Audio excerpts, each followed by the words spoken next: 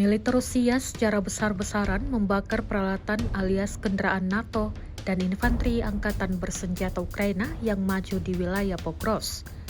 Rekamannya diunggah di Telegram pada Jumat, 24 Januari 2025. Dalam keterangan unggahan disebutkan, inilah momen kerja tempur yang efektif dari para pejuang kelompok pasukan pusat.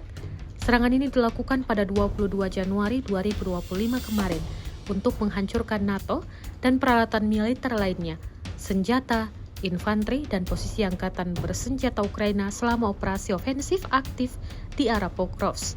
Tampak drone menghantam kerumunan tentara Ukraina dan kendaraan lapis bajanya, termasuk granat yang merusak kendaraan hingga parit tentara Ukraina.